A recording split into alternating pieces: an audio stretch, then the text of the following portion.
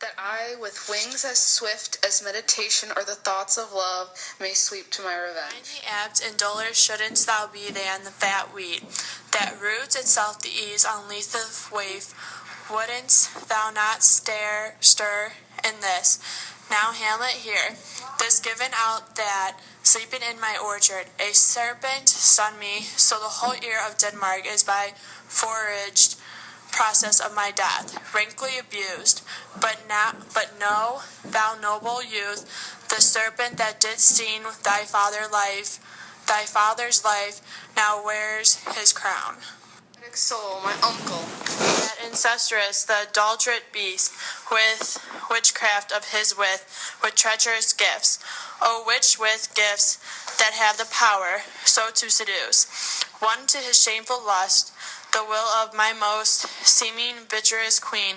O Hamlet, what a falling off was there from me, whose love was of that dignity that it went hand in hand even with the vow I made to her in marriage, and to decline upon a wretch whose natural gifts were poor to those of mine, but virtue as it never will be moved.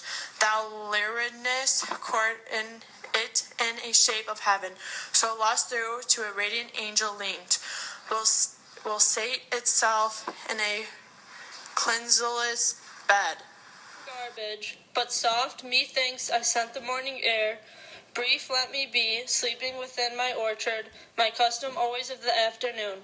Upon my secure hour thy uncle stole, with juice of curse to bona and vial, and in the porches of my ear did pour the leporous distilment, whose effect holds such an enmity of blood of man that swift as quicksilver it coursed through the natural gates and alleys of the body, and with the sudden vigor of both posset and curd, like eager droppings into milk, the thin wholesome blood, so did it mine, and a most instant tetter barked about.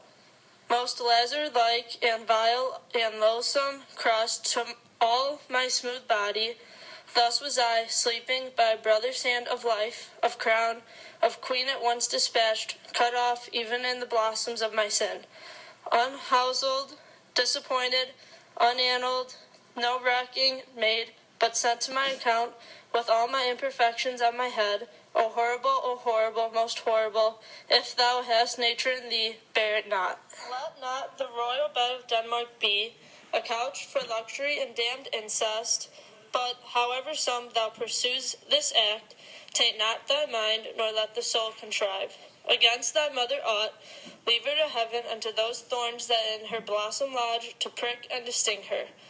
Fare thee well at once, the glow warm shows the maiden to be near, and grins to pale his ineffectual fire. Adieu, remember me. O all you host of heaven, O earth, what else? And shall I couple hell? O fie, hold my heart, and you, my sinews, grow not instant old, but bear me stiffly up. Remember thee, I, thou poor ghost, whiles memory hold a seat in this distracted globe. Remember thee, yea, from the table of my memory. I'll wipe away all trivial fond records, all saws of books, all forms, all pressures past. That youth and observation copied here, and thy commandment all alone shall live within the book of volume of my brain. Unmixed with baser matter, yes, by heaven, O most pernicious woman. O villain, smiling, damned villain.